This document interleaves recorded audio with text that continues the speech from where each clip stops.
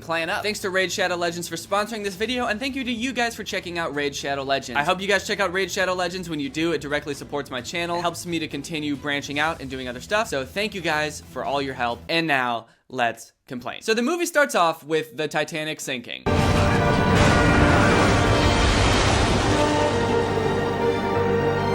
So, spoiler alert. And I was like, wait, if this is where the movie starts, where are they gonna go from here? The dang ship already went down. People are screaming and drowning and jumping off the boat. There's nowhere for the plot to go. I mean, what are the characters gonna do? Just go home and think about what happened? And there's no way you can escalate from there. From the Titanic, but it turns out it was just a flashback. The movie starts with a flashback of the Titanic sinking, and then we go back to before the Titanic even happens. Either way, a very somber way to start a children's movie, to be sure. So this movie's actually got a bit of a Cinderella vibe to it, as if it wasn't already knocking off one movie, they're just straight up ripping off Cinderella as well. This girl, Angelica, is traveling with her evil stepmother and her evil stepsisters. She's sort of like their servant, and they treat her like garbage.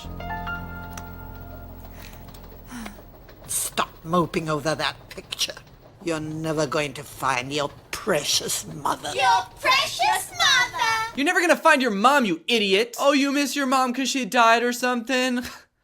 Get a life, dude. You're wrong. I will find her, and my father too. I'll find them both. Anyway, they get to the boat. It shows a bunch of people getting on the Titanic. You see families getting on the Titanic, different people getting on the Titanic. There's also some geese wearing bonnets getting on the Titanic. I don't know why there's just this whole subplot about the animals that live on the Titanic that totally baffles me. Why would geese even be interested in a transatlantic cruise to America? I don't know. But there they go, on their own little ramp. The animals have their own little ramp to get onto the boat.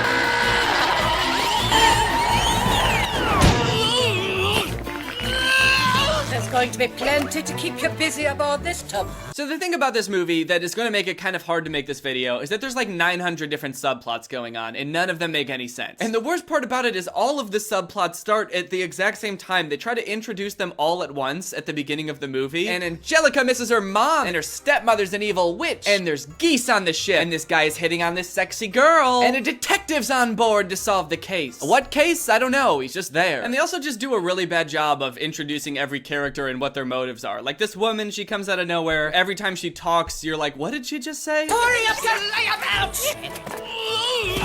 What do you... Excuse me? Hurry up, you layabout! Sorry up to layabout! Oh yeah, that thing that people say. Tarya to layabout. And why is he doing that? I get what this guy's doing. He's trying to pull one of the suitcases out of the car, but what is he doing? What is... He's just like losing his balance for no reason. How do you do? Don't know. We don't know. Jeffrey, what are you... Oh, Angelica, you really are hopeless. Here you are. Let's hope it's a smooth crossing. Hold up, does this dude know the Titanic is gonna sink? Let's hope it's a smooth crossing. Why did he deliver that line so ominously? Hope it's a smooth ride. I just genuinely hope that it's a smooth ride. And I don't know anything that would lead me to believe that it won't be. There's so many people to introduce, so many people get on this boat. There's a family of mice, there's this bird who's like a mail bird, or I don't know what he's got, like a satchel like he's gonna deliver mail. There's a touring band of Mexican mice. What's with the costumes, guys? We've been on tour, senor, and cannot wait to get home, muchachos? Yeah, this part did not age well. I mean, none of it did, but this part especially is kind of like, huh? They're Mexican mice. They got big sombreros. They're in a mariachi band or something, and they all want chili. Chile. They all want to get home so they can eat chili. Mommy, what am I going to do? Call her, Mummy. Call her at once. This is Angelica's fault. Look at this hole in my favorite dress. I wanted to wear it. Oh, it's got bigger and bigger. Come in. You rang, ma'am? Please go fetch my ward. Angelica Pickering, down in 3rd class.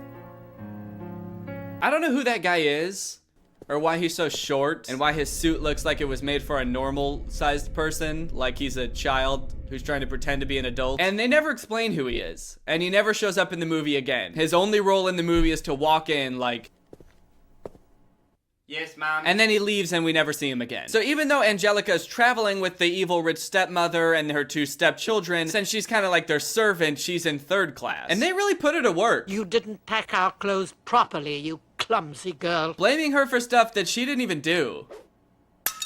Pick up those bits of broken china at once. Which transitions us to the part of the movie that's about the animals. We go to the storage part of the ship where the animals, I guess, live. And this part of the movie is probably the weirdest scene of any movie that I've ever seen. And I'm not just saying that to be dramatic. It's so weird that you probably won't even believe me when I tell you what happened. So I'm gonna try to play as much of the scene in its entirety as I can. How about if she comes to our party, Mama? We are having one, aren't we? We'll talk to Fritz about her. Just the snack I'm looking for.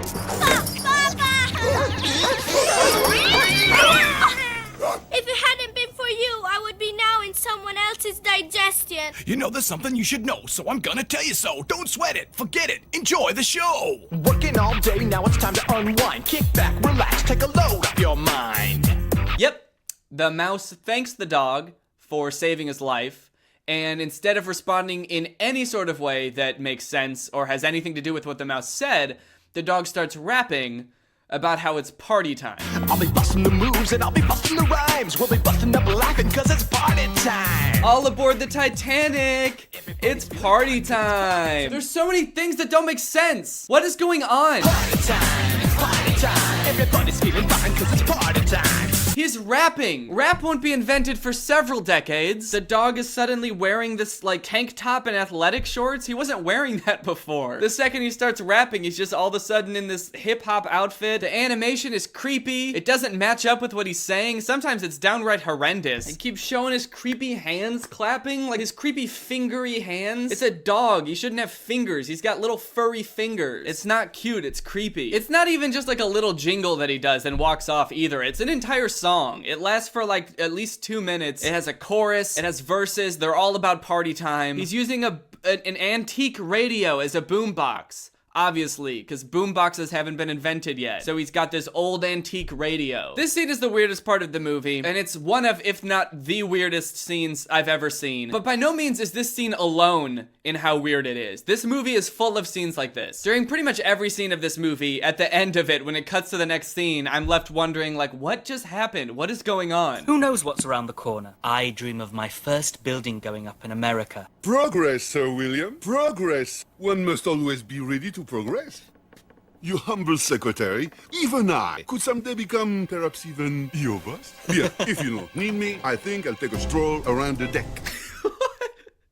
What was that? What was that exit? He said like a million things and then just left, and no one was even talking to him. I feel like they took like 8 different lines of dialogue and smashed it into one, edited them all together. Hey, humble secretary, who knows? One day maybe perhaps even I could be your boss. I don't know, wonderful weather we're having. I'm going to take a stroll outside. I'm already gone. I believe this movie was originally in Italian and then they translated it to English for an American release. And I feel like some scenes they got lazy and didn't want to go through the trouble of translating them. So instead they just had the voice actors just grunt and make weird noises instead of talking. Like this scene where the thieves are doing a little robbery. They're walking around in someone's room in the dark and they're trying to steal some jewelry.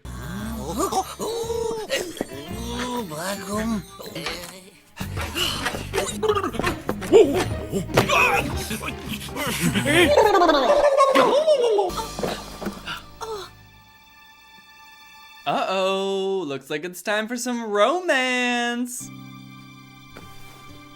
I bet you look ravishing in this. Oh, dude. What? Don't do that, that's weird. Don't knock over someone's laundry and then just start looking through it. Creep. And she's like happy about it too. She's like, ooh, this nice man just knocked over my laundry I was carrying and then started rummaging through it. How romantic. Ah! Dude! Stop! Stop being creepy! What is this scene? Oh, jeez, I knocked over your laundry. Sorry, I'm such a klutz. I'll help you pick them up. Wait, whoa, are these your underwear? They're so big. I'm gonna put them on my head. I'm gonna rub your hand. Hey, do you wanna get married? And now they're in love. She walks away, and they're in love. I guess that's all it takes, you know? You know what they say, when you know, you know. And she knows that she's in love with this guy who runs into people and then rummages through their stuff.